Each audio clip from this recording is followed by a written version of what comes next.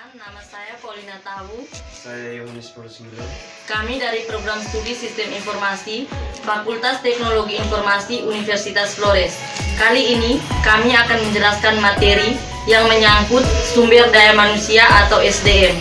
Sumber daya manusia merupakan salah satu elemen paling penting agar sebuah bisnis atau perusahaan dapat berjalan dengan baik. Tanpa adanya elemen tersebut atau kualitasnya yang kurang baik, perusahaan akan sulit untuk berjalan dan beroperasi dengan semestinya meski sumber daya yang lain telah terpenuhi. Untuk itu, diperlukan sebuah cara khusus dalam memberdayakan sumber daya manusia yang ada dalam perusahaan tersebut. Upaya pemberdayaan sumber daya manusia guna meningkatkan kinerja perusahaan secara menyeluruh tersebut dikenal dengan istilah manajemen SDM. Jika diaplikasikan dengan akurat dan bijaksana, manajemen SDM mampu memaksimalkan kinerja sebuah perusahaan sehingga perkembangannya dapat berjalan lebih pesat lagi. 1. Pentingnya pengadaan SDM bagi perusahaan. Pengadaan SDM atau procurement pada dasarnya merupakan suatu proses untuk mengisi berbagai posisi jabatan yang dibutuhkan oleh perusahaan. Proses pengadaan ini biasanya terdiri dari penarikan, seleksi, sampai penempatan karyawan sesuai kompetisi yang dimilikinya. Karyawan merupakan aset penting bagi perusahaan dalam mencapai tujuan. Pengadaan karyawan yang kompeten dan berkualitas akan mencerminkan keberhasilan perusahaan dan meraih tujuannya di masa depan. Pengadaan SDM tentu sangat penting, bahkan memang harus dilaksanakan oleh perusahaan, mengingat bahwa karyawan adalah motor bergerak aktivitas perusahaan. Oleh karena itu, proses pengadaan kinerja kerja tidak boleh dilakukan asal jadi saja. Perusahaan lihai dalam memilih para calon karyawan untuk direkrut. Dalam merekrut karyawan, perusahaan tidak hanya mempertimbangkan keterampilan saja, sebab karyawan yang terlihat mampu dan terampil belum tentu menjanjikan produktivitas kinerja yang baik, apalagi kalau moral kinerja dan disiplinnya rendah. Di sisi lain, karyawan yang kurang cakap dan tidak terampil juga bisa mengakibatkan pekerjaan tidak selesai tepat waktu meskipun ia memiliki semangat kerja yang tinggi. 2. Pengembangan sumber daya manusia atau SDM. Pengembangan sumber daya manusia atau SDM adalah salah satu tugas dari divisi human record di sebuah organisasi atau perusahaan. Program pembangunan SDM biasanya dikaitkan atau digabungkan dengan program pelatihan SDM. Beberapa industri masih kurang kesadaran akan pentingnya pengembangan karyawan. Padahal bisa jadi penyebab pertumbuhan perusahaan yang kurang lancar adalah minimnya kesempatan berkembang juga pelatih untuk karyawan.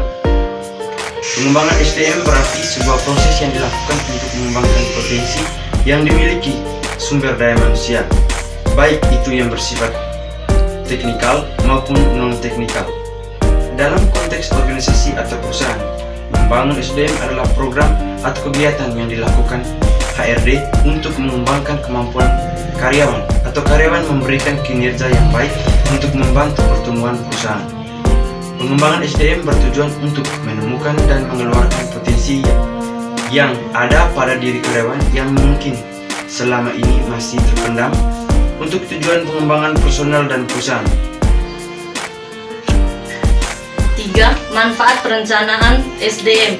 Perencanaan SDM adalah suatu proses yang dimulai dari mengumpulkan informasi yang membantu para manajer membuat keputusan-keputusan yang baik.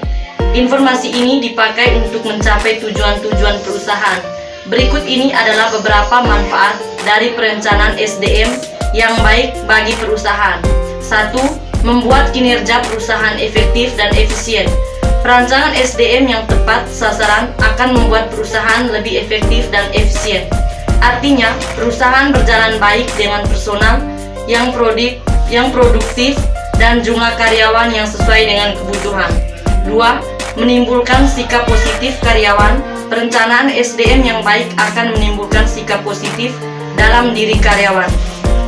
Jenjang karir yang jelas, pelatih teknis dan soft skills yang rutin berkesinambungan, serta sistem kompensasi dan insentif yang menarik membuat karyawan nyaman dalam bekerja. 3. Meningkatkan kompetensi karyawan. SDM yang kompeten akan didapatkan dengan perencanaan yang terarah. Hanya karyawan dengan kinerja bagus yang akan terus mendorong kemajuan perusahaan. 4. Memperkuat posisi perusahaan di tengah persaingan. Banyak perusahaan berlomba-lomba untuk menjadi yang paling unggul. Namun, tidak semua perusahaan mampu menguji satu sama lain. Hal ini dikarenakan kompetensi tiap perusahaan yang berbeda. 4. Tugas dan tanggung jawab manajer SDM dalam sebuah perusahaan, terutama yang mempekerjakan ratusan hingga ribuan karyawan. Manajer sumber daya manusia atau SDM mempunyai peran yang penting. Manajer SDM ini berperan dalam merencanakan, mengarahkan, dan mengkoordinasikan fungsi administrasi suatu organisasi. Mereka mengawasi perekrutan, mewawancarai, dan memperkerjakan karyawan baru, melakukan konsultasi dengan pimpinan puncak mengenai rencana strategis, bertindak sebagai penghubung antara manajer perusahaan dengan karyawannya. Wewenang dan peran manajer sumber daya manusia. Secara singkat, bisa dijelaskan di bawah ini. Tugas manajer SDM diantaranya sebagai berikut. 1. Merencanakan dan mengkoordinasikan tenaga kerja perusahaan yang mempekerjakan karyawan yang berbakat. 2. Menjadi penghubung antara manajemen dengan karyawannya. 3. Melakukan pelayanan karyawan. 4. Memberi masukan pada manajer mengenai kebijakan perusahaan, seperti kesempatan yang sama pada karyawan atau apabila terjadi pelecehan seksual. 5. Mengkoordinir dan mengawasi pekerjaan para pegawai khusus dan staf pendukung. 6. Mengawasi proses perekrutan, wawancara kerja, seleksi dan penempatan karyawan baru. 7. Mengenai isu-isu ketenaga kerjaan seperti memedidasi, pertikaian, dan mengarahkan prosedur kedisiplinan. Setiap perusahaan atau organisasi tentu ingin menarik, memotivasi, dan menjaga karyawan yang berkualitas dan menempatkan mereka pada pekerjaan yang sesuai. Manajer SDM melakukan ini dengan mengarahkan fungsi administrasi Departemen SDM.